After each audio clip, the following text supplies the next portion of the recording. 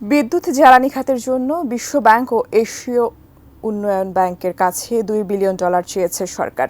এমন তথ্য জানিয়ে বিদ্যুৎ ও জ্বালানি উপদেষ্টা ফাজুল কবির খান আশ্বস্ত করেছেন, ডলার সংকটের কারণে দেশে গ্যাস বিদ্যুতের ঘাটতি হবে না। উন্মুক্ত দরপত্র ছাড়া কেউ কোনো কাজ পাবে না বলেও জানান তিনি। ভোলায় 5.1 ট্রিলিয়ন ঘনফুট বা টিসিএফ গ্যাস মজুদ আছে। গণমাধ্যমে প্রকাশিত এমন সংবাদ সঠিক নয়। সেখানে প্রমাণিত মজুদ 2 ট্রিলিয়ন ঘনফুট বা টিসিএফ গ্যাস। বৃহস্পতিবার সচিবালয়ে জ্বালানি বিশেষজ্ঞদের নিয়ে সংবাদ সম্মেলন করে এমন তথ্য জানিয়েছেন বিদ্যুৎ ও জ্বালানি উপদেষ্টা ফজলুল কবির খান। এ সময় তিনি জানান, সারা দেশে আরও 100টি কূপ খননের উদ্যোগ নেওয়া হয়েছে। জ্বালানি বিদ্যুৎ খাতে উন্মুক্ত প্রতিযোগিতা ছাড়া কোনো প্রকল্প গ্রহণ করা হবে না, কোনো টেন্ডার গ্রহণ করা হবে না।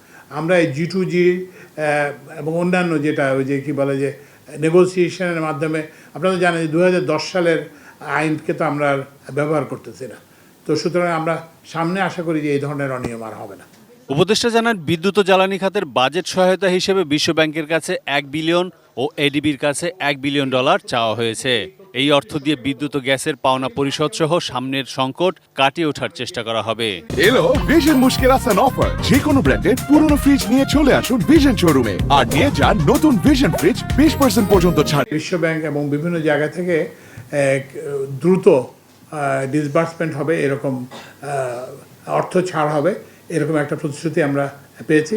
আমরা আশা করি যে এই যে সংকটের কারণে, ডলার সংকটের কারণে যে জ্বালানি আমদানি যে ব্যাহত হয়েছে, কিংবা বিদ্যুতের আমদানি কিংবা বিদ্যুতের পেমেন্ট ব্যাহত হয়েছে, এটা আমরা আশা করি যে এই শীতের মধ্যে আমরা করতে পারব। বিগত সরকারের আমলে বিদ্যুৎ ও জ্বালানি খাতের দুর্নীতির বিভিন্ন অভিযোগ নিয়ে প্রশ্নের জবাবে উপদেষ্টা বলেন, এ ব্যাপারে গঠিত কমিশন তদন্ত করবে। শ্বেতপত্র প্রণয়ন কমিটিও কাজ করবে। তাদের দেয়া রিপোর্টের উপর ভিত্তি করে ব্যবস্থা নেওয়া হবে। গ্যাসপ্রম না, কিংবা সামিট না, কিংবা আদানি না, আমরা হচ্ছে সব চুক্তি আমরা বলছি যে আপনারা ফ্রি। ওনারা আমাদের থেকে পূর্ণ তালিকা নিয়েছেন। ওই যে জাতীয় যে কমিটি হয়েছে, ওনাদেরকে আমরা পূর্ণ তালিকা দিয়েছি। তো সুতরাং they are free to examine each and every contract. মানে কোনোটায় আমরা বলছি না যে আপনি এটা দেখতে পারবেন, এটা দেখতে পারবেন না। আমরা এটাও বলছি না যে আপনি এটা দেখেন, ওটা দেখেন, এটা বলছি না। তো ওনারাই সিদ্ধান্ত নেবেন। কুইক রেন্টাল বিদ্যুৎ কেন্দ্রের নবায়ন বন্ধ আছে জানিয়ে বিদ্যুৎ ও জ্বালানি উপদেষ্টা বলেন, এসব চুক্তিও পর্যালোচনা করা হবে। যতক্ষণ একটা চুক্তি বলবৎ থাকে, তখন চুক্তিটা তো আপনি অনুসরণ করতে পারবেন। Arif Jamal, ATN news, Dhaka.